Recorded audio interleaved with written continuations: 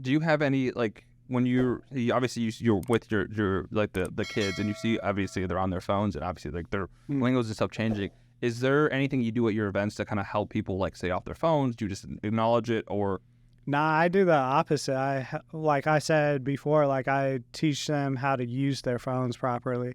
So, a couple of my activities, like kids make TikToks, kids make videos, right? We make Instagram posts, all this stuff, right?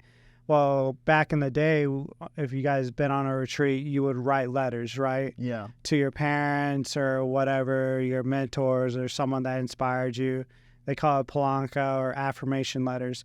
Well, what I get the kids to do is make videos to like a family member or someone that they're struggling with. Smart. And making a video, and then they text them that video. Get them to download the Bible app, get them to download Hollow, getting them to use their phones because they're going to use it anyway. It's like, why don't I teach them how to use it properly? So that's a part of who they are, or not. It's not who they are, it's what they do. So I need to teach them how to use it because they're going to go back to the fake world on retreats and stuff. That's real. That's, that's how life is supposed to be like, which it will be in heaven. But I teach them how to use, like I said, it's not about that retreat. It's about what are they going to be after the retreat. So teaching them how to use their phones and not taking it away, not being a Hitler dictator about it, because, that I'm not here, like, I have to meet them where they're at. I can't be like, hey, I want you to be where I'm at right now. Right. Because guess what? When I was in high school on a retreat, I was worried about the girls and stuff like that. I know where I was, and I know what it took to get to where I'm at now. So I have to meet them where they're at. And because if I don't, I'm going to make them not like get to I want them to be better than me. Like, I want all these kids to be better than me. So I don't even want them to be where I'm at now. I want them to be far ahead. And how do I do that is by caring about who they are, and what they do. Like, it's not about like, there's a great book, it's How to Win Friends and Influence People. And it says, people won't care about you until they know you care about them. So who cares about my retreat? Who cares what I'm saying if I don't care about these kids individually? And respect who they are and what they do. And I'm going to get them to an even better level, getting them to be the saints that God is calling them to be. So I really like that. It's kind of cool.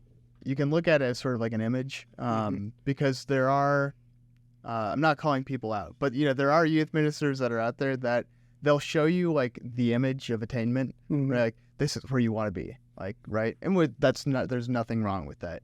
Showing people like, these are the lives of the saints. There's nothing wrong with that. But being confronted with that as a kid, you really have no idea how to get there. Whereas I really, really like your methodology, where it's more of, let me meet you here where you are in the path, and we'll go on this journey together. Yeah.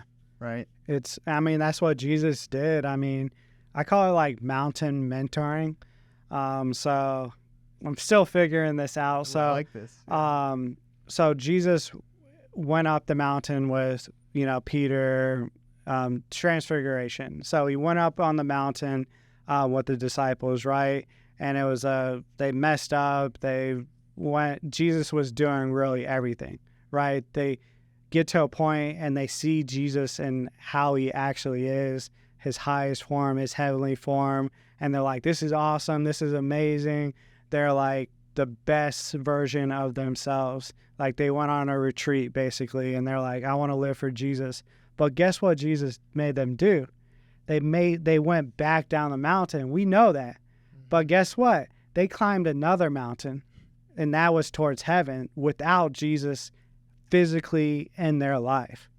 Like, Peter had to climb up another mountain of transfiguration, and that's what we have to do as Catholics, is individually climb up that mountain to see Jesus again. And where that mountain is heaven. So there's two mountains in life. one that we have a mentor and someone that is a like Jesus figure in our life, and then a mountain that's our end destination, whether hell or heaven. But you don't come down, because going back down's the world, but you're going heaven or hell, and hopefully you reach that top of the mountain and have reached heaven. So, but we can't stay. We have to make Jesus, like, we have to choose this life like ourselves. Without Jesus, like physically, without that emotional high, that's like the best way to choose Jesus.